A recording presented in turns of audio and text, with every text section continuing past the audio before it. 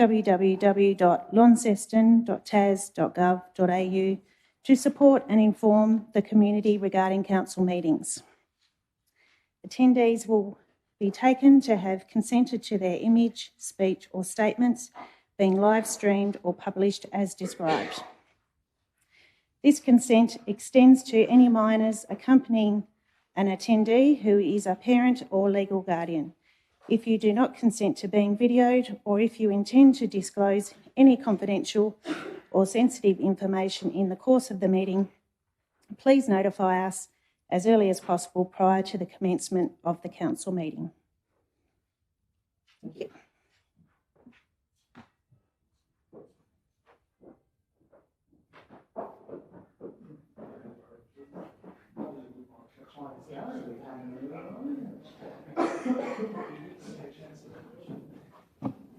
Okay. Well, good afternoon, councillors, those here in attendance in the gallery and those who very well might be streaming in now or later on. Thanks for joining us here. And as we do meet here today on the unceded lands of the Palawa people, the original ongoing owners of the lands, we open today's meeting at 1 p.m. Please be seated. I've got just a couple of mayoral acknowledgements at number 2. I would like to sincerely acknowledge the work of Bridget Archer and in the way in which the federal election has fallen, as we've seen this week. A person of great integrity and great local government background as a former mayor as well. But then also to the incumbent coming in with Jess Teasdale, and we look forward to strengthening and furthering the relationships between local government, our state government and our federal government. So yeah, I just really wanted to acknowledge those two in particular. And as we do open up now, before I get to another acknowledgement, we do have some apologies here today as well. Councillor Gibson, Councillor McMahon, and we have Councillor Harris as well. If I might be able to just take a moment here, I'll just read a little brief release here. So as you might have seen in the last week, that Launceston was named the national winner of the 2025 Keep Australia Beautiful Tidy Towns Awards. The awards were presented in Beechworth, Victoria, and I do thank the Deputy Mayor for heading over and representing the City of Launceston there with the team and the staff. So with a total of 6 communities from across Australia, they were varying in all different ways and fighting out for the 25 title. So Launceston win, it comes on the back of its victory as the Tasmanian Keep Australia Beautiful Awards last November. And we do know that it is a little unusual perhaps for a large council to take out this award, but it's not just based on the aesthetics and logistics around the award, but it's based on the potential, the way in which we've been able to plan and put our projects out to community consultation as well. So a really great way that the awards have been able to further develop and recognise the ways in which Launceston and the sector is able to move forward and really be innovative in this space. If I could ask Mick and your team to come up, I'd love to present you the awards, which was actually presented to you. But please, the whole team, because it's very heavy.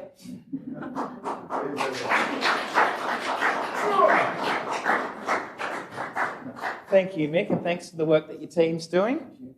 Thank you. Come on. Nice to see you again. Now, Mick, I might give you an opportunity just to say just a few words if you like as well. Yeah? Okay, yeah, sure. It really was a pleasure to be in Beechworth. Thanks for Councillor Mackenzie's coming with us at the time and supporting us.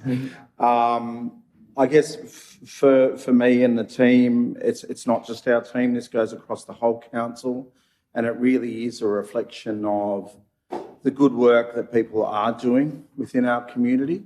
There is a lot of buy-in. Like if we look at our repair cafe, you know, we have over 25 volunteers helping us with that. I think traditionally Tidy Towns has been looked at, and it has been, you know, it's been around for over 50 years. And when it started, it was about litter prevention solely. It was about getting that litter off the streets and out of our environments. But it really has evolved now. Litter prevention is only one of the categories in there out of the 10. You know, so we have behaviour change, we have water efficiency, we have community engagement. So we're very proud, and it is just validation that we're doing good things with the community. Great. Thanks, Mick. Thanks, Sophie and Rachel, for joining us here as well. Please take it. Yeah. Excellent. Okay, well, as we continue through the agenda here today, we'll go through declarations of interest at 3. So a councillor must declare any interest that a councillor has in any matter before that discussion commences. Now, noting that we do have sponsorships and grants, we may have some. Deputy Mayor? 17.1, thank you. Any further declarations? Okay, we'll move through then into confirmation of the minutes at 4.1, recommendation being that we approve that they are correct record of the meeting held on the 17th. Councillor Palmer moved, Councillor Dawkins has seconded. All of those in favour? That's all councillors present. The motion is carried. At 5, we have council workshops that were conducted at 5.1, with the recommendation being that council notes the council workshops conducted and attended since the last meeting for the purposes published in this agenda. Somebody to move? The Deputy Mayor has moved, seconded by Councillor Britton. Deputy Mayor, would you like to speak to any of the workshops? Oh, look, I think there's enough noting there for that to stand for itself. Thank you, Councillor Britton. Any further contributions around the table? Okay, putting it to the vote. All those in favour? All councillors present, the motion is carried. At 6, we will discuss leave of absences in closed council at 24.5. We have no community reports, I don't believe, that have been identified today. So at 8, we have public question time. 8.1, public questions on notice. They have been published as a part of this agenda. So we move to public questions without notice at 8.2. Do we have any public questions without notice today? Thank you. And just starting off with your name and suburb. Good afternoon, guys. My name's James Carroll. I live at Swan Bay. I'm going to put my high definition on so I can read my own writing. Yeah, I've been wanting to come in and have a chat about this.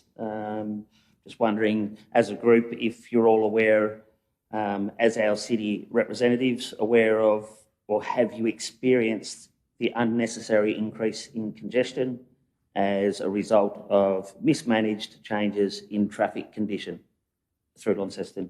I'm referring to Wellington and Bathurst Street and the reduction of the speed limit. It's triggered me to come in because there's been a little bit of, stuff going on that's irrelevant to us taxpayers that are out there, and it sort of frustrates me, and I believe it's been a bit unnecessary when there's issues like this right in front of us. I've got a few more questions on it. Does the Launceston City Council review decisions made by the state that directly impact the City of Launceston? Because I'm gathering those two roads could come under state roads, being the two main thoroughfares. That's a question individually. Was the speed reduction on Wellington and Bathurst streets implemented by state or local, or a combination of the both? Part of that question is, if so, what do you guys do? What do you review? Yeah. There's quite a few things that have failed in that changeover. Another question: did the relevant government body undertake a TIA or a TIS? And if so, which? And was it reviewed by the Launceston City Council? And are our elected members part of that process? Do you receive that information? Do you study it as elected members? If so, why is it like it is? I mean, I drive it most days. I take my children to sports. I pick them up from school. I drop them off. I'm at Swan Bay, which is about 20 minutes north. I now have to add half an hour extra. I'm told they refer to it as the personality of the lights. That has not been modified since the speed limit was dropped. If it is part of Launceston City Council management, it's been mismanaged, because I can clearly see it and read it every day. On the way in here, coming over Tamar Street Bridge, not Tamar Street, sorry, the Highway Bridge, the traffic was congested. The William Street lights are stopping the main thoroughfare after 6 cars pass through. Like, that's crazy.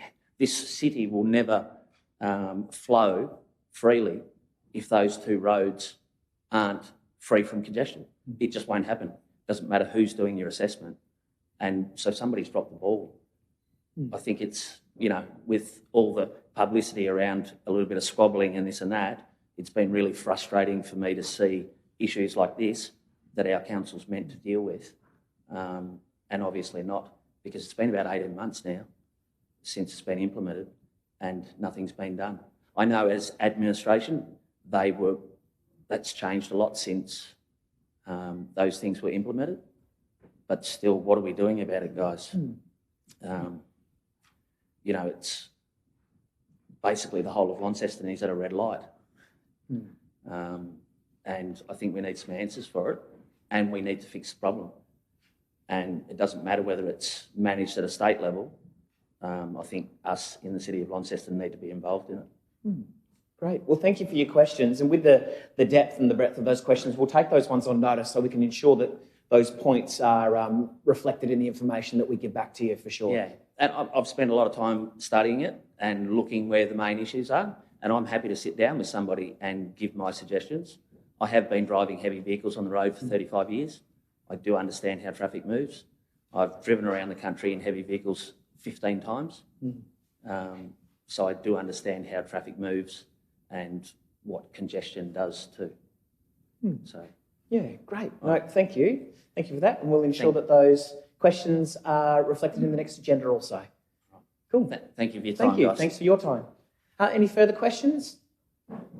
Cool. Okay. Thank you. Great. So moving from 8.2, we have no petitions, deputations or planning authority that have been identified as a part of this agenda. Announcements by the Mayor are published as a part of this agenda. The only thing is I didn't get to Wednesday night because I haven't been very well, but everything else is a reflection then. Councillor reports. So moving into councillor reports, going to start with Councillor Kai. Thank you. Before I begin my report, I would like to take a moment to acknowledge the passing of Ian Routley, a friend and mentor who helped my family and me many times during our David and Goliath battle against the Gorge Hotel.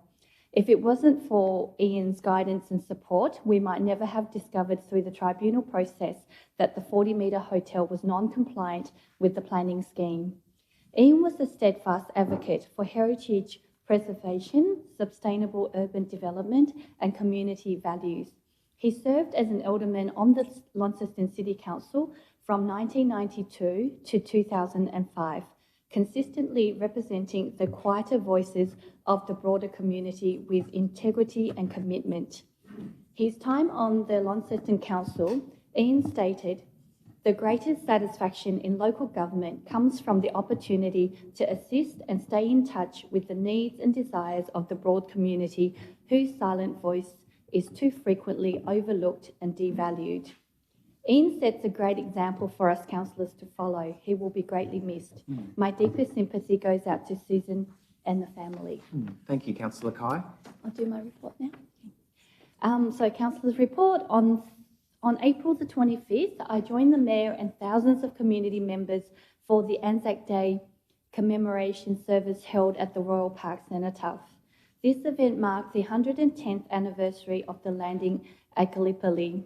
I was deeply moved to stand alongside our community, reflecting on the courage, resilience and wavering commitment of our service women and men.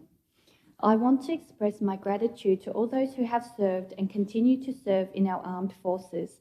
Their dedication and bravery form the foundation of the peace and security we enjoy today. I also extend my heartfelt thanks to the families of our servicemen and women whose sacrifices are equally significant, lest we forget. On April 27th, I visited the incredible Lego display at the exhibition with friends and family held at the Launceston Conference Centre, a great family event. On April the 30th, I had the honour of joining Mayor Garwood to welcome 89 new Australians to our community during a citizenship ceremony held at the Tramshed Function Centre. This was the second of 4 citizenship ceremonies that the City of Launceston conducted on behalf of the Department of Home Affairs for 2025. So congratulations to all our new citizens. On May the 4th, the Queen Victoria Museum and Art Gallery hosted the return of the QV Madness for 2025. May the 4th was a fantastic celebration with families, including my own, enjoying a day filled with fun, Star Wars magic, and an epic cosplay competition featuring amazing costumes. A huge shout out to the fantastic QV Mag staff, especially Public Programs Officer Carmen Sita, for making the galaxy come alive. Your efforts made the day truly unforgettable. Thank you. Awesome. Thank you, Councillor Kai. Deputy Mayor.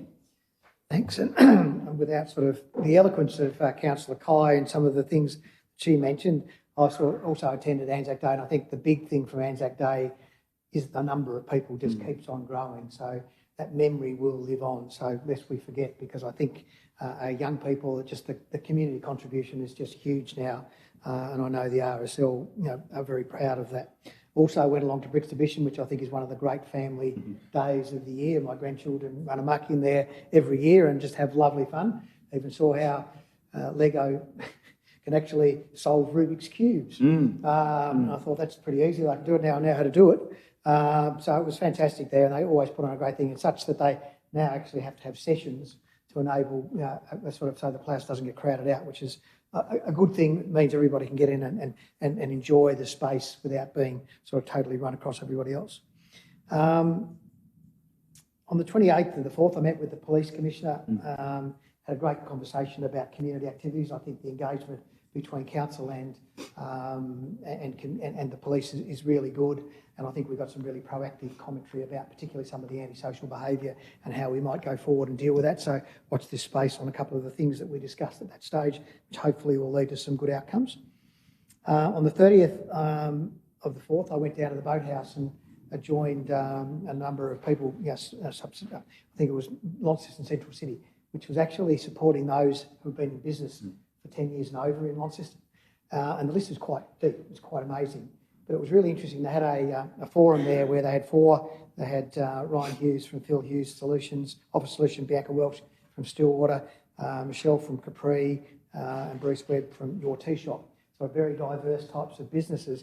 I think what was really interesting from my perspective was understanding how they've been through the ups and downs of business and how each time they've needed to pivot and do something different to continue to make themselves relevant in the city that we're in. But it's fantastic, and I think that if you go to the Launceston Central website, there's sort of more of those 10-year plus businesses are being heralded, which I think they should be, because they are the true warriors of this city that keep us going and keeping us alive. So a fantastic initiative by Launceston Central. As Mick said, I had the pleasure of going up to Beechworth, which is a lovely city in itself, or a lovely town in itself, which was last year's winner of Keep Australia Beautiful Awards. And I think, as Mick said, I got back and I had to do a 7 o'clock ABC thing, and I could hear in the background something, but there's rubbish all over the streets in Trevally. And I had somebody else ring the other day telling me what a joke this is, that we are the tidiest town. The reality of it is, I would support that because I actually walk up and down streets and pick rubbish up every day. So I hope that out of winning the Keep Australia Beautiful Awards, we as a city will become proud of those smaller things and really start to look out after our rubbish and actually take that on board, because I think there is certainly more that we can do in those sorts of areas. So I think as a post-loot or whatever of this, I think using that award to actually stimulate interest in keeping our streets beautiful, as well as the issues that we actually won awards on, which are more sustainability things. And our Remember to Be Kinder award was actually one of the things that was actually assessed as well. So it's a broader definition of what that is, because they played all the jingles of Do the Right Thing back from 1968, which was really the focus. But nowadays it's a broader focus. But having said that, it's still an important focus, because it's the first thing people see is the graffiti, it's the rubbish on the streets. So I think if we can utilise this, I mean, amazing effort by our people and the community to do what they did. And Trish Hausler, who's that Plastic-Free Launceston, I think, she didn't win. She was highly commended for her role in Plastic-Free Launceston. So there's some fantastic initiatives that are going on and around this town. I think let's use this as a catalyst to get better and improve a number of other things that we think we can.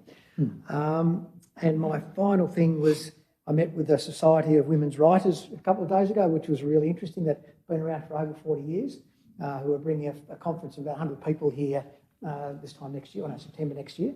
So that's exciting, and looking at how we as a council might be able to involve ourselves in what they do in that space. But there's lots of really great things on our city, and I think what we all need to be mindful of, let's keep that glass half full about the way we think about things. Everything isn't perfect, but if we keep a positive mindset about what we can do rather than what we haven't done, learn from what we haven't done and keep going forward, I think that'd be a great thing. Great. Thank you, Deputy Mayor. Further councillor reports? Councillor Palmer. Thank you very much, Mayor. Yes, like many around the table and thousands of people in Launceston, I attended the Anzac Day dawn service, and it was evident to see that it was one of the largest attendance that we've ever had. The rain didn't keep people away, so that just shows how important our Anzacs are. And I also represented the council at the Lilydale 11 a.m. service, and it was wonderful to sit by and listen to all the stories. And there was returned servicemen from Vietnam, and just sitting, listening to some of their stories, just incredible people, and they are indeed heroes. So thank you very much, lest we forget. Any other councillor reports? Okay, moving forward through the agenda to 14, questions by councillors. The questions on notice, they're published as a part of this agenda. So 14.2, councillor questions without notice.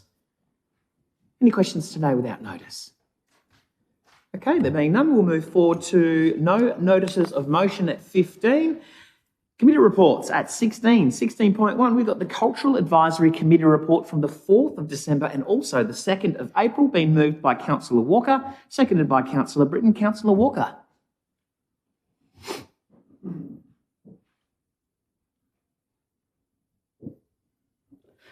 Thank you, Chair. Yes, the meeting from April, and duly noted there is the items that were discussed. But I would like to draw attention to one of those items, especially, which is the Launceston Council has now launched the Arts and Culture Grants via the Cultural Advisory Committee, and the great work that our cultural officers are doing. And so that does mean that at the moment community members can apply for grants that demonstrate alignment with our objectives for community benefit in the area of arts and culture. I know that previously some grants that went through, community grants, would probably be the types of things that could be eligible for these grants, but basically there's two tiers of funding available for these. Level 1 up to $5,000 and level 2 $5,000 to $10,000. These applications are open at the moment, but they do close on the 12th of May, which is only next week, early next week. So I thought I would just give a little bit of a airtime to that today. Something that the Cultural Advisory Committee has advocated for over the past 12 months. And so it is something that has come to fruition. And I suppose it might appear that it's been a little rushed, and there's probably, I know the council has been promoting it publicly, but there's probably been a rush process as far as applications go, and that's simply to get this done before the end of this financial year, because there will be a new round in the next financial year. So that's the essence of that, and I think that is really important. Of course, also continuing work when it comes to public art in general. As much as the committee would like to see a public art register developed, that's something that will take time and resources, no doubt, of this organisation. But more importantly, what is progressing is the process of public art, which we've already seen in Launceston, areas such as Patterson Street East Car Park that have those two magnificent murals there. But there are further areas that are currently being advertised and decided, notably the Howick Street eastern end of Howick Street, when Launceston drivers will be familiar with getting to the top of a hill and being presented with a wall, and also the wall, which is I think about 150 metres long, at Seaport on the, what would you say, I suppose the Charles Street Bridge on the Launceston side of the town side of the Charles Street Bridge, another long wall that is earmarked for a mural there. So this is just the beginning of a pipeline, I suppose, of public art. So there's a lot of exciting things happening in that space. And I do think the work of the committee, and I do note the two new members of that committee are also acknowledged in the report there. If you just bear with me a second and I scroll back, you know, like some of us do try and save on paper by not printing out. If you could just push your microphone there, I'll let... Judith Ridge and Arielchenko. Thank you very much, who've just joined the committee. Some excellent work being done. Thank you, Chair. Cool. Thanks, Councillor Walker. Anything further, Councillor Britton? This is a seconder. Deputy Mayor. Yeah, just reminded me, and again, when you go away to represent the state or the council at something, bringing something back is always very useful. And one of the participants at the Keep Australia Beautiful was Kingston, a little town down on the southeast coast of South Australia. And one of the things that just the murals came up, they have a thing called an augmented, wind dance augmented mural, where you actually put a thing called iJack on your phone, and when you look at it there, things like they had birds, and you can actually see the wings of the birds flapping. So it's actually something you can actually paint. It has to be done in a particular way that when you put your iPhone up to it, the actual mural moves. So just something for our committee to think of going forward, and maybe going onto that Kingston website and having a look at what they've done, because it looks fantastic. Cool. Thanks, Deputy Mayor. Any further contributions? Anything further to close, Councillor Walker? Thank you, Chair. Just to acknowledge the work of Hannah and Henry, our cultural officers, who have really progressed these things at speed at the moment. So it's just good to see that, rubber hitting the road. And thank you for the suggestion, Deputy Mayor. I shall make sure that I bring that up at the next meeting. Thank you. Okay, putting the report to the vote. All those in favour? That's all councillors present. The motion is carried. 17, we've got connections and livability. We're looking at 17.1 with major event sponsorships in round one.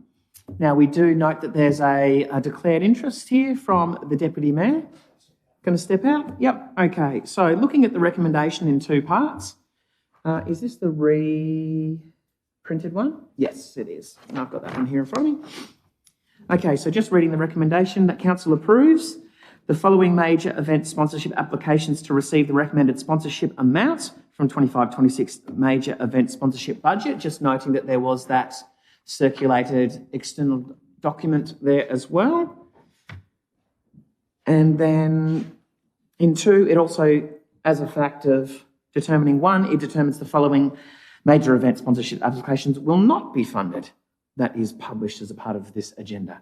So somebody, I've just got to make sure. So I've got at number 2, the Deputy Mayor is out for that one. So we should do that one first or the whole block.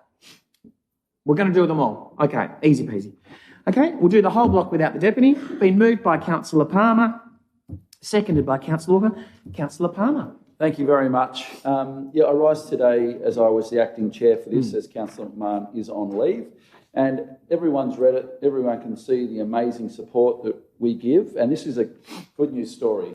You know, we give out thousands of dollars to so many community groups. So I really wish the Examiner would get this out there and tell the world how much good that we are doing, because this is wonderful. You can go through the list there. We've got the Gilmore Cycling Classic, City of Launceston, Tasmanian International Bowls Classic, the Lions Club Christmas Parade. We love Christmas. Sally's Ride, Effervescence, Agriculture and Urban Agricultural Forum. Yes, there were some people that missed out. We simply don't have enough money to give to every single person that applies. But if I can just draw your attention to the Rotary Club of Central Launceston, Sally's Ride, you'll see that they're back. They have had funding before, they've missed out. and they've reapplied this time, and there they are, receiving funding once again. So I'd just like to say thank you very much to all the council officers. Thank you very much to the outside stakeholders that come in and put in hours looking over all the submissions to help us come to a conclusion, what's in front of us today. So, yeah, I'd ask everyone for their support with this today. Thank you very much. Thanks. Councillor Palmer. Councillor Walker is the seconder. Certainly not much more to add. Yes, there's always going to be people that miss out. It is good to see Sally's Ride back in that list, and just to note, I suppose that council certainly can't be in the position where it's an ongoing relationship that we're always going to be funding certain events as loved as they may be, but that's just a great example of someone coming back, no doubt reassessing their application and being successful. Thank you. Any further contributions? Anything to close? Okay, to the vote. All those in favour? That's all councillors present. The motion is carried. Welcome back to Deputy Mayor. And we look to the small event sponsorship round 1 for 17.2, with the recommendation being that we approve the following and published small event sponsorship applications, and note those that have not been successful as a part of this process there as well. Somebody to move. Councillor Palmer as the acting chair as well. Seconded. Councillor Britton. Councillor Palmer. Thank you very much. Yeah, once again, I was the acting chair of this committee as Councillor McMahon is on leave. So, yeah, this is the small event sponsorship round 1, and it's all in front of you there. Great list of community events. One that really jumps out to me is the St Giles Burn, and it does burn, but it's wonderful to be able to support them and all the amazing work that they do. Of course, the Lilydale Christmas Carols, quite the variety of different events there, and that's something when you look across the events that we do sponsor, well, give money to this time round, there really is a variety of different events. So once again, great news story. We do our best to do whatever we can for all these different community groups, and I'd ask everyone for their support with this recommendation today. Thank you. Great, thank you. Councillor Britton, anything as a seconder? Anything round the table? Nothing further to close? Okay, to the vote. All those in favour? All councillors present, the motion is carried. We have nothing identified as a part of this agenda at 18 with QV, Matt. So at 19, Community Asset and Design, 19.1, report on submissions, draft Launceston Housing Plan 25 to 40. Recommendation is note the submissions and note the final version will be recommended for adoption at an ordinary meeting on around the 29th of May. Somebody please to move.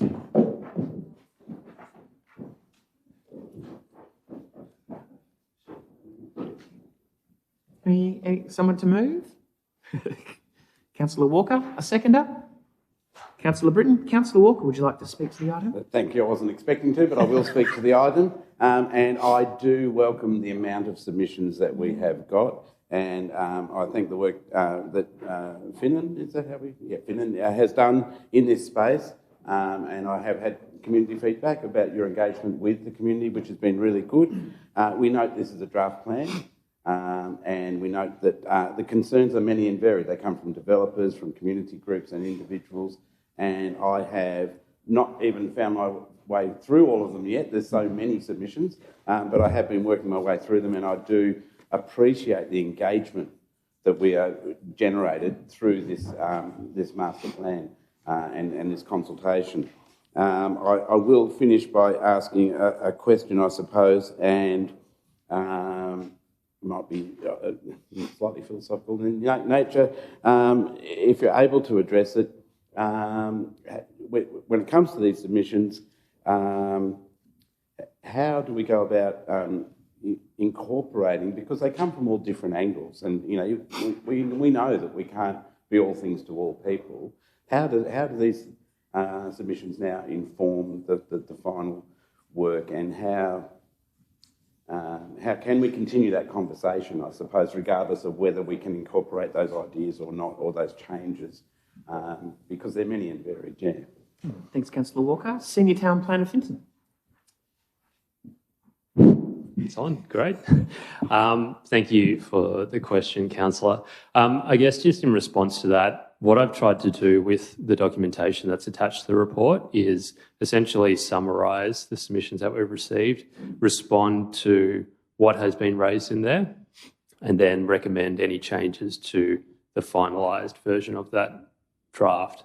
So what will happen is once, and hopefully soon, when the housing plan is adopted, there is a number of projects that are coming out of this. They're probably more fine-grained, detailed projects where people will have, I guess, more of an opportunity to shape and assist with that. So that opportunity that will arise once those projects kind of get off the ground. You're already seeing that in St Leonard's and Waverley with the work that Claire's doing. They will be able to shape those particular projects. In terms of this document now, I've tried to list it out and kind of raise those points and make changes where we see fit. But I guess overall, it is, like you said, very varied in terms of what we've received from developers to residents to state agencies. We have tried to incorporate as many changes as possible, but we need to be pretty clear on our direction as a council, and I think that kind of is summarised there. Cool. Thank you. Councillor Britton is the seconder. Deputy Mayor. Yeah, thanks. Look, I had the pleasure of actually reading through your summaries. I haven't read through the detailed reports from others, but I think, it was very heartening to see how many people actually did respond, because often we go out and get surveys on various things and we get back some, so you wonder statistically how relevant those responses are and how engaged the community is. But certainly there's a real breadth of people that have actually responded to this housing strategy, and having read some of the ideas that people have put forward, and I like that little summary of the council officer's comments and what we've actually done with those comments, I think is really, really helpful. So I'd encourage everybody to go through and have a read of those for themselves, because when this comes back for us to adopt, I think it's important to know that our community has spoken in regard to it, and maybe even some of those people there are worth going and having a chat to. Like, I know Ian Abernathy, who worked here many years ago, gave a significant submission, I think, which was really worth reading. So there's some really good information in there, which I think is great, which was the purpose of the public consultation process. And I think this looks like it's worked. Thank you, Deputy Mayor. Further contributions? Anything to close, Councillor Walker? Thank you, Mayor. Yes, we have to have a housing plan for the future. Of course we have to. We have to plan for the future. But we also know that it has to, there has to be bellows involved, that it has to be able to adapt as situations change, technology changes, hopefully even building techniques and technology changes there. But at the same time, we are quite beholden to the State Planning Act and zoning of land. Also the Northern Regional Land Use Strategy, of which we're a part of. So there are constraints, and some of the ideas that I might have or other people might have don't always fit into those parameters. So I suppose I would just conclude by just acknowledging that this is an ongoing conversation that we will have, and yes, there's going to be definite needs that we have to address through this plan, and projections into the future of what we can and can't do in regards to land zoning and building, planning laws and things like that. But at the same time, I would like to see that ongoing conversation with the community. And I'd also like to think, I know we did some consultation sessions. I know there was a bit of feedback that people felt like they'd missed those, or that they weren't aware of them and things like that, and that may or may not be anyone's particular fault. But I suppose it would be nice to think that perhaps we could, at the end of this, when the final plan is to be adopted, that we could have perhaps another session. It's to say that to my mind, the conversation is not over. Maybe to present the final plan and to have further discussions there might be an appropriate thing, given the level of interest. But thank you for the work. Thanks, Councillor Walker. To the vote, all those in favour? All councillors present, the motion is carried. 19.2, we've got the Launceston Flood Authority report, with recommendation being that council receives the report January to March 25. Somebody please to move. Councillor Walker, seconded by the Deputy Mayor. Councillor Walker. Thank you. Happy to read the report. This is a statutory obligation from a statutory authority that Launceston Council has. I note with interest there the work that was done on Boland Street with UTAS and arrangements ongoing with the state funding of the authority. I do note with interest also they include the work that Taswater has been doing through the TERHAP program. I would have thought, I suppose, that is more a matter for Taswater and TEMP, the Tama Estuary Management Plan, people? Task Force, TEMP, T, it's got a T at the end, thank you, not a P. And that would be, I suppose, more appropriately reported by that body. Not to say that we have had a report lately from TEMP, as far as I'm aware, but nonetheless, what it does include there is the work that's being done at Tea Tree Bend in terms of additional storage space, and I note that that TEMP are also doing a community consultation at the moment in regards to the beautification, rehabilitation of the upper reaches of Cannamaluka Tama estuary. So I would encourage people to get onto the TEMP website and have a look at that. It's been open, I think, since March, and it is genuinely looking for community feedback in regards to the 10-year plan for that remediation work. Thank you, Chair. Thanks, Councillor Walker. Deputy Mayor. Yeah, thank you, and I'd just like to commend the report. It gives us a good update on what's going on and what's being planned for the next thing. I guess my concern is, given the important nature of our flood levy system, and I probably should know the answer to this, do we have a risk register? And if so, it would be, I think, quite useful if somewhere along there's a report, at least either half yearly, and it may well be, if I can't remember, that'd be my fault, but just the risk register, so we know what are the things that are keeping us awake at night, just so that we know what's in plan out there. Because to me, obviously, our biggest risk is it failing either in a flood event or outside of a flood event, and obviously regular checking and things like that. But just, do we have a risk register? And if so, whether that's possible, that could be reported on at least annually. Yes, we do have a risk register. And I'm actually meeting up with our risk officer tomorrow to talk about how we report on our risks. So I'll make sure that we take that on board. Cool, thank you. Any further contributions to close? Cool. Okay, to the vote, all those in favour, accepting the report, all councillors present, the motion is carried. We've got delivery and performance at 20.1, the monthly financial performance report. Recommendation is to note both the capital and operational results for the period ending 31st of March. Somebody please to move. Got the Deputy Mayor moving, seconded by Councillor Dawkins. Excellent. Deputy Mayor. Thank you, and it's pleasing to see, closing in on the year end, that we're retaining some of that, I guess, reduction in our deficit going into the year end, which is at this stage looking like about 750. I might get a comment from the officers in a minute as to where they think that might ultimately land. Because I guess from my perspective, we're going to be going into a rate setting process in the next little while, and I think that if we're trending better than what we thought we were going to trend, as to how that benefits the ratepayers going forward in relation to future rate rises. So I'm just interested in a comment on that, because I think you've explained all the variances very well and all understandable. There's a couple there that obviously we'd like to see improve in relation to our landfill levy, but again, hopefully that means people are diverting things from landfill and not dumping it somewhere, and that's really the real question about our landfill situation, as to whether people are going away because of the state government levy and therefore not wishing to pay that and therefore dumping it somewhere else. Hopefully it's just diversion is the major reason that's happening. And I guess from a budgeting perspective, how you budget into that for next year. But my question really is, are we expecting to get a reduction in our deficit based on our budget? If so, is any of that transferable into the next year's operational budget? Thanks, Deputy Mayor.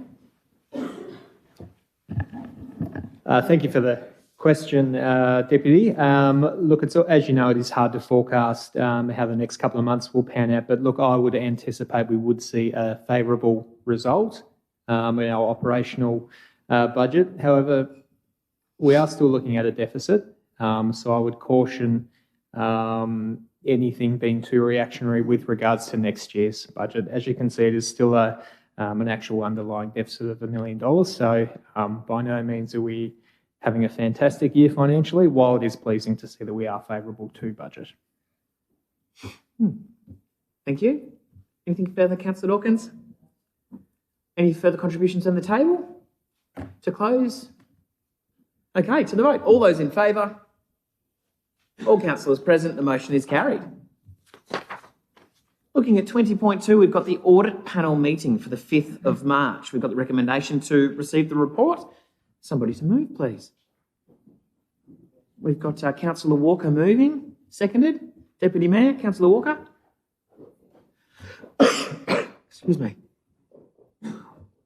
Well, yeah, I was definitely there, and as much as I like to try and move on from audit panel meetings, I'm destined to address this particular item.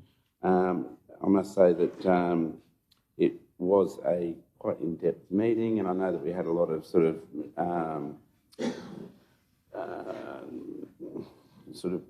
what would you say, unusual discussions to have around other processes that council has been through recently, but certainly I suppose a lot of that was to do with the risk management and also the council's ongoing investigation into corporate application renewal project, I suppose. It was probably the main points there, and I was sorry that my fellow audit panel member, who's normally there with us, wasn't able to join us. But yeah, just noting the report. Thank you. Cool, thank you. Councillor Deputy Mayor. Look, mine are more overarching comments about the purpose of the audit committee. This is oversight. They don't actually make decisions on behalf of council, but they do look at decisions that we've made. They review financial reports. They check on the internal and external audit matters that have been raised through the process. So we have not only Councillor Walker and myself on there, we've got three independents. So therefore we get some external perspective on how Launceston City Council is going. They do challenge us on a number of things in regards to why we do this and why we do that. They do challenge us on the speed of some of the things that we do or don't do in regards to the external and internal audit queries that we've got. So I think it's a very worthwhile oversight process. From a council perspective, most of these come from I think they all come from a financial services background, so therefore they can add some real flavour to that. Some of them have actually involved in other audit panels within other councils around the state, so they've got that perspective as well. So I think it's a really worthwhile committee. I know it's a statutory, we have to have one, but I still think it would be worthwhile even if we didn't have to. Again, I'm not sure what we're doing with our membership of it, but certainly I think at the 2-year mark we were meant to review that, and I would encourage other councillors to actually think about whether that's something they'd like to do, because to me, getting and understand that it'll improve your financial literacy. Thanks, Deputy Mayor. Any further contributions? Councillor Walker, close. Thank you, Mayor. I will just note that one thing that did come is beginning to come to fruition is a new policy around cash handling and a credit card policy. I think some of that impetus has come with a new CEO who has been able to bring some of those ideas to fruition. But I will also note Councillor Pentridge and his interest in, over the past 12 months or so, in just being able for the council to be able to clearly articulate the accountability that is around anything that we have in the organisation, whether it's elected members or staff, in accounting for cash handling and the use of credit cards for expenses. So that's something that the audit panel has brought forward over the past few months, and something that will continue to come to fruition. And just about that public-facing accountability, where people can have confidence that council has complete transparency and accountability in that area. Thank you. Thank you. Just a comment. Thank you for that feedback, Councillor Walker. And I will just add to that, emphasising the accountability that you will see at the next audit panel meeting in a couple of weeks. We will be providing a summary of credit card transactions from across the organisation for the panel to review. Thank you. Okay, putting it to the vote. All those in favour? All councillors present, the motion is carried. At 20.3, we've got delegation of power to acquire land. We've got the recommendation here that council revokes a previous decision, and at 2, it delegates to the holders of the position that is published as a part of this agenda and authorises the CEO to delegate the functions and powers referred to in recommendation 2 to other employees of council. A question first? Okay, let's go to question. Councillor Walker. Well, thank you, because it might determine whether I actually move to Fair. Support this or not. Yeah, just a question, I suppose, in regards to this power to acquire land. Would this also include potentially forcible acquisition of land under $100,000? Or, you know, I suppose less likely, because it's not articulated here, the selling of any land, this delegation.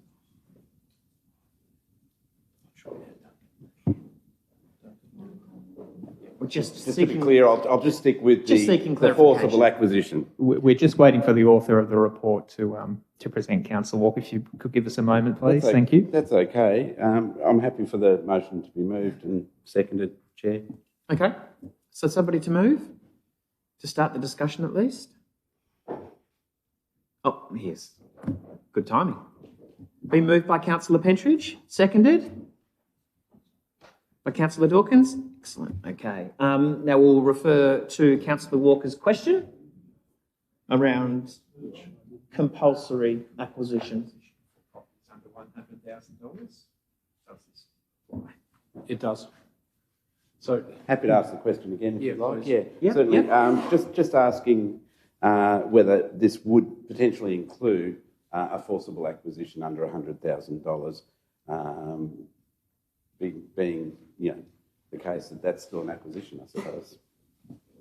That's the case. It applies to voluntary negotiated deals and compulsory in the same way that the existing policy does. So the answer is yes. Yes.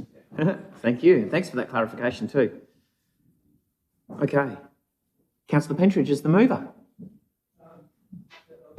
Clear, just because I moved it doesn't mean I support it. No, that's fine. Yep.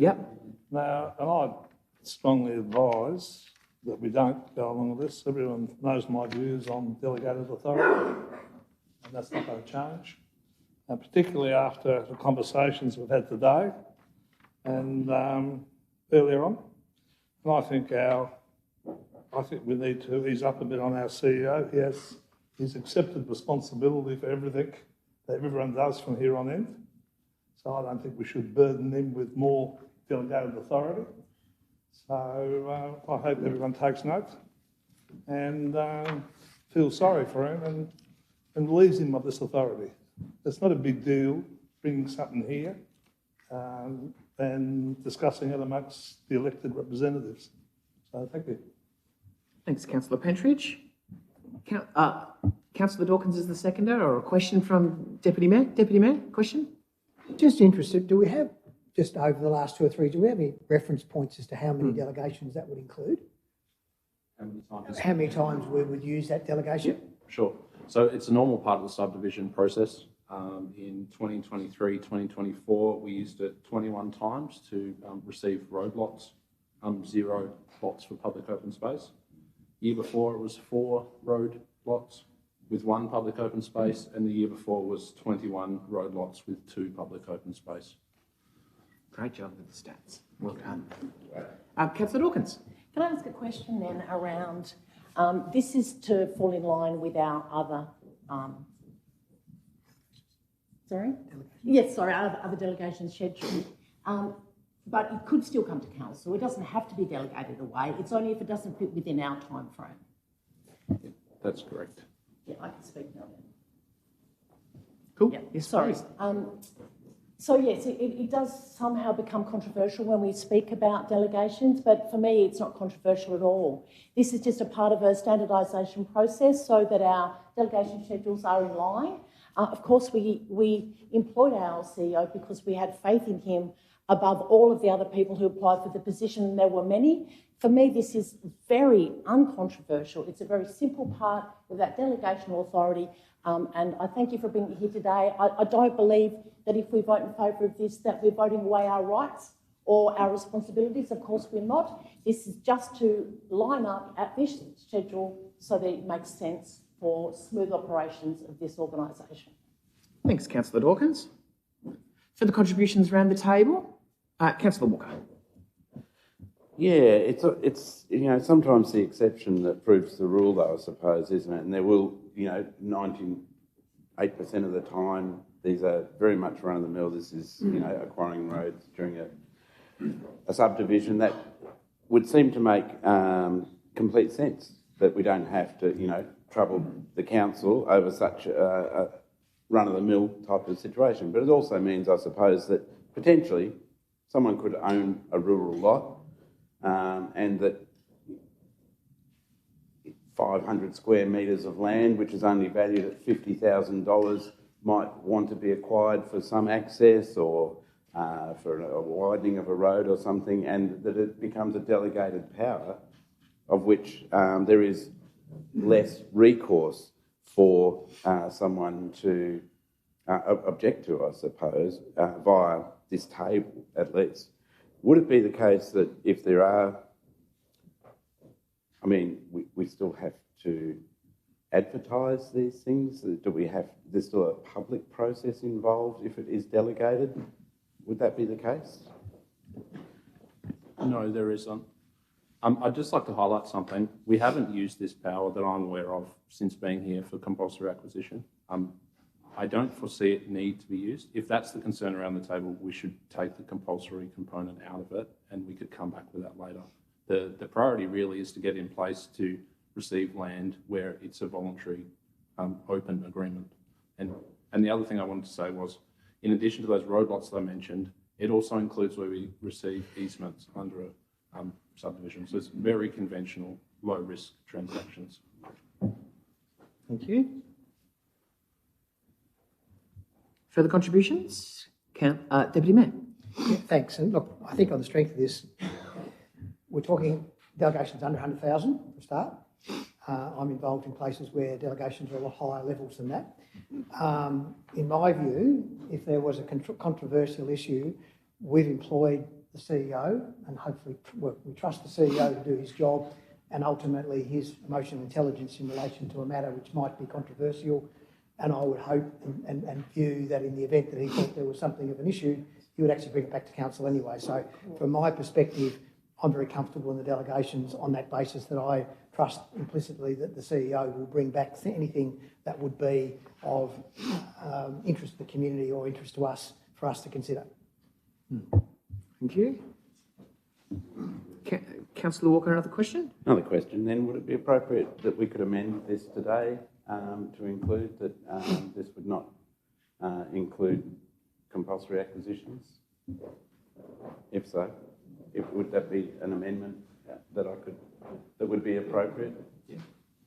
Then I would move such an amendment that we add that this would not include compulsory acquisition. Okay, so that's been moved by Councillor Walker. A seconder to remove? Yep, okay, so seconded by Councillor Petridge. Okay, gotcha, yep. Sorry, I did write that down. I got Councillor Kai as the seconder. Okay, so now we'll the amendment. So all those in favour of the amendment?